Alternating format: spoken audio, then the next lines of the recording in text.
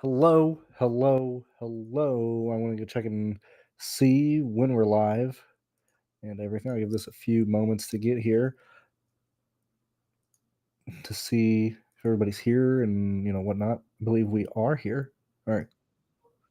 All right, cool, cool, cool. We're broadcasting on YouTube and everything. So we are 2 hours and 18 minutes away from this slate locking. It does look like, obviously the first four filled. There's a secondary four with 17 max that I'm not going to enter. A lot of the secondary contests are pretty poor, mainly because they're wanting the 10 to fill and the one to fill. I'm sure they will, but I don't think we're going to have much in terms of secondary contests for today. Two things to note really fast. One, I've been asked a ton up and down the street this week if I'm doing an F1 show. We'll kind of talk about that as we get through here. Two, you guys already know the pricing and situation there on TrueDFS, which I will be talking about because we are close to having all the tools up on the site related to the F1 thing. And the reason why I'm bringing that up right now is because this slate today is very close to what that is like. It's not a very fun thing to go over from from an analyst perspective. It's literally just numbers and stuff, like duh, everything is. But like when we look at this race here and we look at the huge drop in cars in the field, there's only 31 people in this field.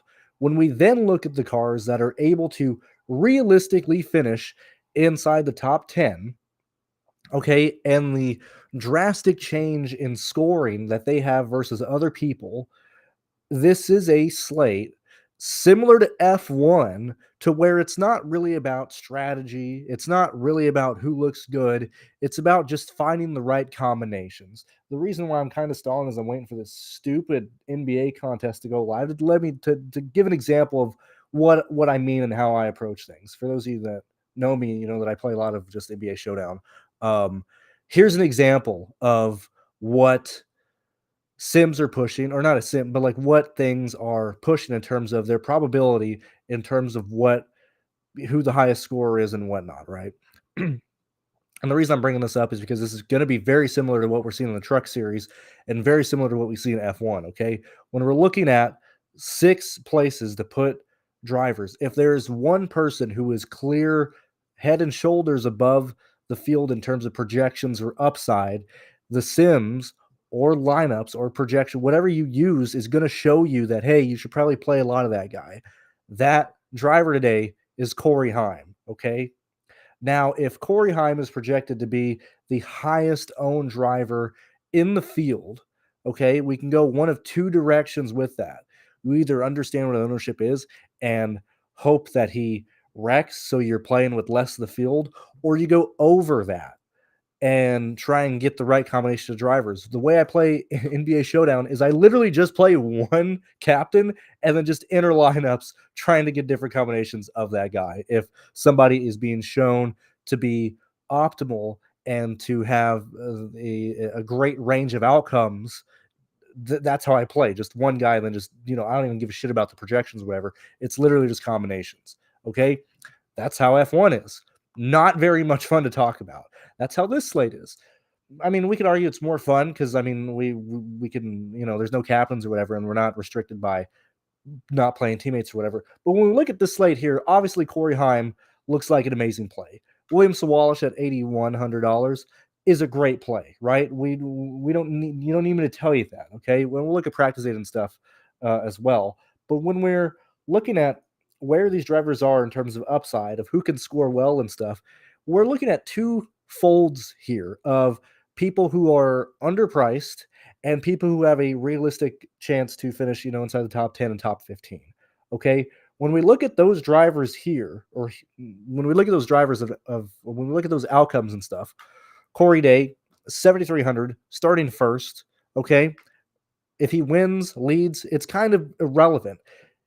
We don't need to look at what happens in stage 2 or 3. What is Corey Day's upside at the start of the race? He beats Tyler Ankrum, from the drop of the green flag. Also, we'll talk about we'll go through this stuff too, as I went through on Friday, but still it was kind of short notice. Corey Day, can he beat him Can he beat, Ankrum right off the line? I would say that there's a probably 60-40 Day can beat Ankrum. Okay. Yet again, all Corey Day has to do is just lead a couple laps and maintain a run position in the top 10 at 7,300. Based on practice data, based on the car he's in, he has the ability to do that. When we look at Tyler Ankrum, who I would say has probably a higher upside to lead more laps than Corey Day, both guys are in play. Okay. So we look at Day, we look at Ankrum, we look at, as we go through the field, Justin Haley, a guy who's going to run in the top 10 all day. Can he get the lead? When we talk about this race going green and fuel strategy being play, mainly because there's only 31 cars, that lowers the chances that we see a lot of yellows, okay? And we have more, strategy coming into play of what these teams are going to do. You need not only a fast car to be able to win or take the lead on strategy, but you also need, good teams and so on and so forth. Haley checks all those things off. Friesen at 75, probably going to run in the top 10 all day, right? Raja Caruth, 86, won this race last year. Don't really look at last year's stuff, but the fact that he's an Aspire car, we see how fast those cars are at 86, going to be in the top 10 all day, right? Ty Majeski, first guy we come across of probably going to finish in the top 10, but not going to have a winning car today. He struggled heavily in practice, okay? And when we look at the practice data, you're going to notice that everybody in the second group was faster, but the second group had all the faster guys in it. Okay. And when they're running together, they're getting draft off each other and stuff like that. Majeski was not happy with what his car was doing. We then move to Connor. We then move to Daniel Hemrick. We then move to Jack Wood, Ben Rhodes, Chandler Smith, Tanner Gray, Grant Enfinger, Caden, Lane Riggs. Okay. These are all drivers who can finish realistically in the top 10. You're going to notice, holy shit, Brandon, that's like the whole field. What are we doing here? This is the pool, realistically. Okay. We're going to see ownership mainly come in on the individuals that are William Sawallace, Chandler Smith, where are we? There was 16th, starting 16th. Corey Heim, Corey Day. These are your front runners to carry quite a bit of ownership in this. Your secondary ownerships on these are probably going to be people like Tanner Gray, people like Grant Enfinger, people like Lane Riggs, people like Caden Honeycutt, because these drivers are starting outside of the top 15 with realistic speed to not only finish in the top 10, but be a very good point per dollar play based on their pricing. Okay. We saw numerous times last year Corey Heim would come up through the field, depending, regardless of where he would start. He has great practice speed. Okay, starting 16th, very easy for him to hit value. Same thing with Chandler Smith. Same thing with Tanner Gray. The fact that we have very cheap guys up front, Corey Day, Friesen, in the fold. We have people like Jack Wood, who by default you have to throw in for a 14th place finish when we look at this field. We then continue to go down and look at somebody like Matt Mills starting 24th, who can realistically finish inside the top, 20. Bailey Curry, who's most likely going to scrape off 3 to 8 fast laps in the majority or in this race and then finish like 15th and stuff. That pushes him in play at 68. And so this is a race to where everybody who should be played is going to carry ownership. This is a race to where we are going to just be mixing and matching, trying to get the right combination. Very similar to the strategy in F1, very similar to the strategy in NBA Showdown, for at least how I approach it and stuff. And so when people are asking me, do I want to do an F1 show tomorrow? I mean, I will. I'm just going to kind of answer that way.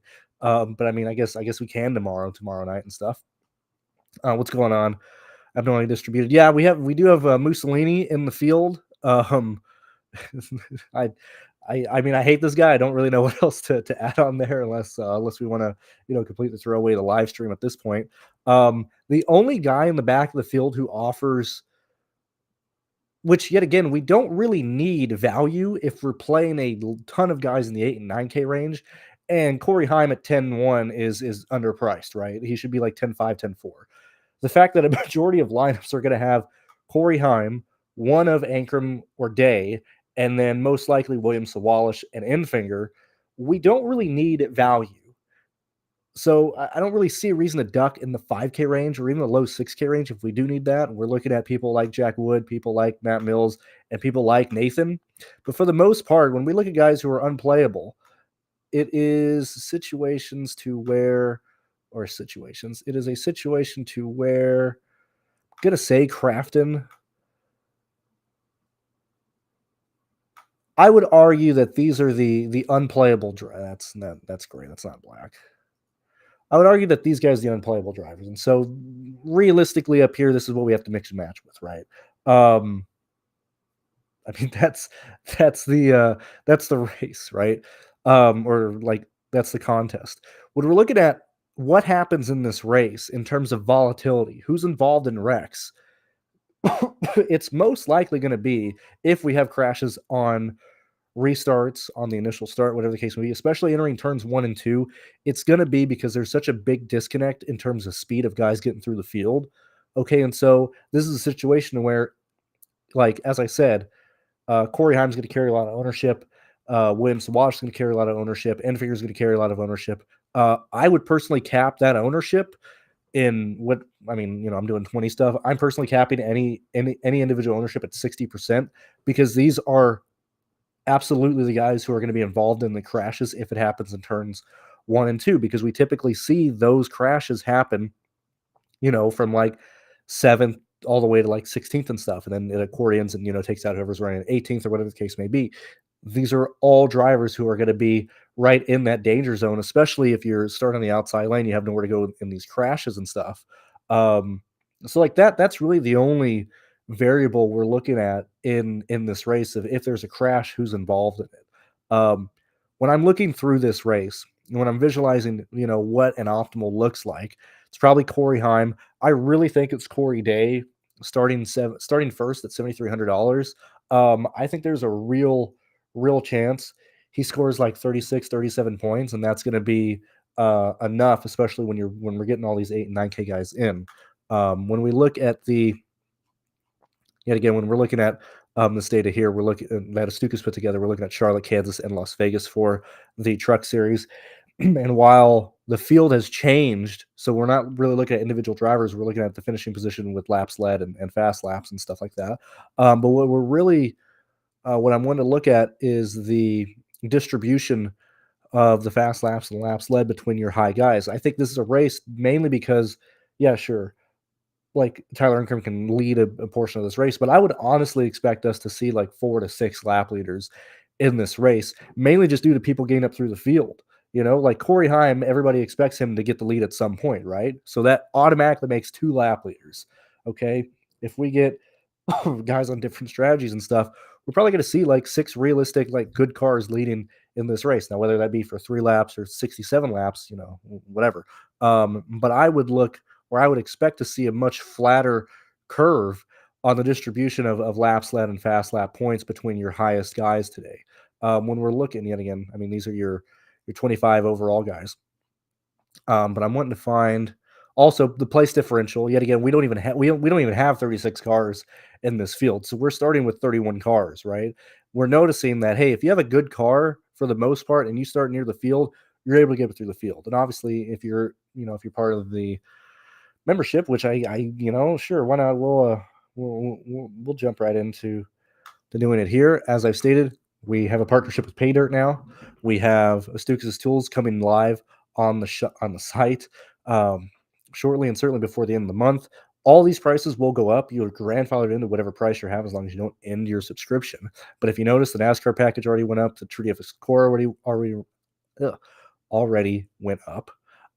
Just due to all the stuff we have. We want to be a hub for you to use. We want to be a hub for all your DFS and betting needs. I mean, you can use PayDirt's stuff for the range of outcomes, pivot finders, and betting model. Like we have stuff for betting on here, right? So anyway, just want to get that out of the way. But if you want access to this, all you need is the NASCAR package. And so, say if I'm going through something too fast, you can get that and look through it. But when we're looking at scoring thresholds, um, and we're looking at the amount of people in this field who can realistically get, as we look at your 10th highest scorer in all these races, your median's 38 points. If we're looking at your top 6, your median is right at 47. Who are drivers that are going to be in that range of outcomes in this race? Realistically, aiming to be a top 6 or 7 scorer. I would argue that probably this race here, we're probably going to be on the higher echelon of your 10th guy on this slate scoring probably low 40s just straight up instead of in the 30s with all the place differential that we have here. Who are those drivers that have that outcome? Yet again, and yet again, I know I'm repeating stuff, but this is how we identify ownership. This is how we identify plays, and so on and so forth. I mean, we are looking at drivers in the back of the field who can score, who I at least have projected inside the 40s. We're looking at drivers here, and then obviously your lap leader. It's more so important for the guys back here to argue just how viable these individual drivers are and how important they're going to be. Um, in terms of getting different on this and Tanner Gray, in terms of getting different on this slate, it's really just gonna be a combination thing. Like there's really no reason outside of variance of people being involved in a wreck for you to play somebody like Daniel Hemrick at $9,200 over somebody like Lane Riggs, or people who are priced more similar. Like there's no reason you really want to go out of your way to play Raja Caruth at 86 because there's so many 8K guys in the back of the field here. I mean, we have pretty much the entire 8K range outside of Tyler Ankrum and Raja Caruth, who are probably going to outscore Raja and Ankrum by just getting to the running position that they should be at in this race. Ankrum needs laps led. Raja Caruth needs laps led. If you play that guy and he doesn't get laps led, I mean, that lineup is going to be dead in the water. When we look at the difficulty of this GPP today, or all GP or like all contests today, um, the scoring point is going to be a lot higher than normal. Not in terms of DraftKings points, but in terms of the amount of lineups that have a very high ceiling and a very high floor. That amount of lineups is going to be played, or there's going to be a way higher amount of lineups like that in the contest versus on a normal race. So I mean, it's going to be very, very difficult to get different um, without you know a chalk play or something be involved in a crash. So yet again, going back to how I approach F1, how I approach, um, NBA and stuff, or at least Showdown NBA, like we're just trying to find the right combination of guys. And I mean, I mean, those are pretty much my thoughts and stuff too. I mean, we'll see what you guys are saying here. I appreciate 72 you guys being here. I mean, um, unlike most slates and stuff where there's like real takes and everything like this, I mean, this is pretty much the breakdown of the slate. A lot of guys predicted to score in the 40s. That those are kind of the guys we have to play, and it's just going to come down to, you know, entering enough lineups to potentially cover the optimal. I mean, that's the coverage today, or that's how we're going to approach it. So let's see. Favorite mid and low end driver, James, since you're on lunch right now.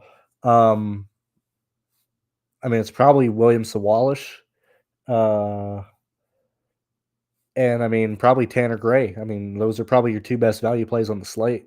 Um, I think that's pretty much answering that stuff. Um, Matthew, let's see, Vanessa Honeycutt or Ben Rhodes and Gray. I mean, this is a situation where if um, most of the time, if you just have my projection, you can just answer those on your own. I mean, they're. I don't think they're. Well, let me look. Where's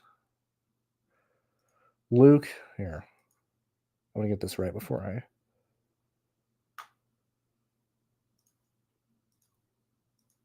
Luke and Honeycutt, Ben Rhodes and Gray. So we have Ben Rhodes and Gray. So when we look at a situation like this, here, we'll highlight these guys in green. This is what I mean by the slate. These two combinations, I'm not going to answer what the projection is. I'm pretty sure I know what it is right off the top of my head. Let me do this.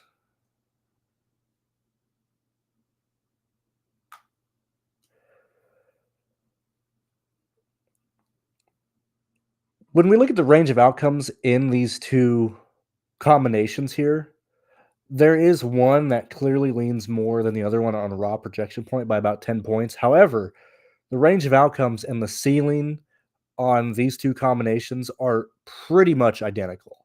You could very easily have Ben Rhodes and Tanner Gray both finish, ninth and 11th and stuff, where you could have Caden Honeycutt finish 10th and Luke finish 15th. And you're going to have very, very similar scoring. Like I would divert or fall to ownership on that one as we're trying to get different and playing these guys or like that situation there of playing Luke. who's a 6K driver that you don't necessarily need to get to, I would probably prioritize the Caden and Luke combination from an ownership perspective. I think their range of outcomes, I mean, obviously, I think the ceiling is very similar. The Caden and Luke are probably going to lose to the other guys more times than not, but I don't really think it matters on a slate like this with how close everybody is projected to each other. Like either one can work. I mean, I don't know. That's kind of my answer on all this stuff. It's just one of those. I will. Man, god dang it! Can I show? I want to show Saber Sim, but I don't want it showing my stuff, which that's kind of going to defeat the purpose. How can I do this here?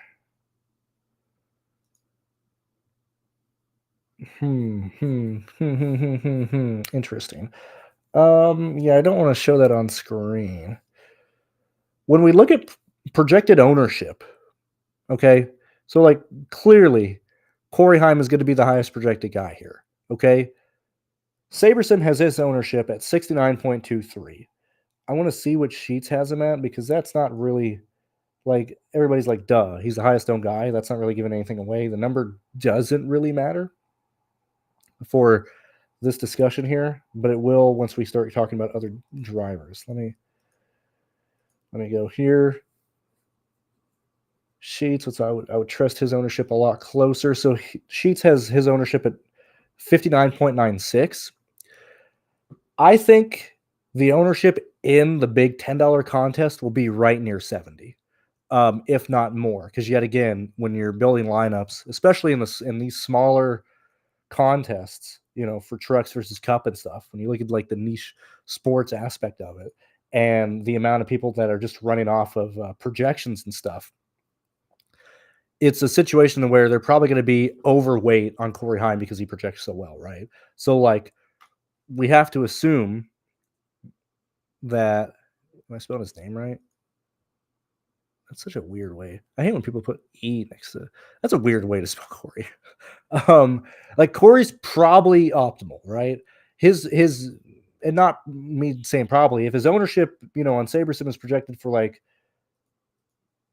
69, Sheets is at 59. I mean, his ownership might actually come in the 70s because his range of outcomes of being the highest scoring driver in the slate and being optimal are leaning to probably like 66% of the time. Corey is probably going to be optimal, right? So then we're playing with 5 positions with the rest of this slate. I would argue that I think William and Enfinger are better plays than Lane, Riggs, and Smith. And like Smith is projected to be anywhere from the second to fourth highest owned driver on the slate. I will say I will probably be underweight on Chandler Smith, mainly because I don't see the reason to get to Corey and then another 9K guy, especially an expensive 9K guy, when Tanner Gray, Bailey Curry, Enfinger, Honeycutt, and William all score similar to Chandler Smith, right? I think a lot of things are leaning Chandler Smith, mainly because we're seeing a lot of people use Bailey Curry and Luke in this slate or, projected by ownership and stuff. So I'm probably gonna be underweight on Chandler Smith. Um, so whatever. We have like expensive guys, AKs, whatever. What is the other range of value or like the price range that we are going to be, finding ourselves in and stuff? As I said, it's the 8K range. That's why we're going to see William Sawallish be so popular because he might not be, the second guy you play with Corey, but you play Corey, your place differential, whatever the fuck you want to do, right? Like if you want to, whatever, right? And then you're at, you need an $8,100 guy. You're like anywhere from like leaving 7,600 for your remaining 3 guys to like leaving 8,400 for 83 guys. That's why Williams is going to be so popular and stuff. And so, where can we get different in terms of building today, right? I think that's why Ankrum is such a great play, because that is going to go directly against the Corey Day um, ownership and potentially remove him from being in play. I think that's why Ben Rhodes is such a good play because he doesn't project that well from like a speed perspective, and there's guys back here that have that offer way more upside. But in terms of looking at a race that is going to probably see a green flag run to the end, where fuel is going to be a factor, that's typically where I like to play Ben Rhodes and stuff. So like being aware that these two are probably going to be correlated the most in terms of lineups, kind of like how whenever we do the contest review videos, we look at the two highest combo guys. It's probably going to be these two. I think that's pretty important to identify, and I think Williams probably going to come in or not over but probably over what his expected ownership is going to be due to the fact that he fits in so many lineups. When we look at the practice data here, yet again, we practice in the middle of the day, and we are racing nearly exclusively at 1.5s in the evening and nighttime for the truck series, since we always pretty much race on Fridays and stuff. What is it? So I would lean a lot more to the speed that we see in the in past races and stuff. Yet again, which we can go ahead and do that really fast. We can go ahead and look. Let's see if everything won't crash today. We're going to be doing this live. This one, which we'll go through this practice data in a second. Sweet.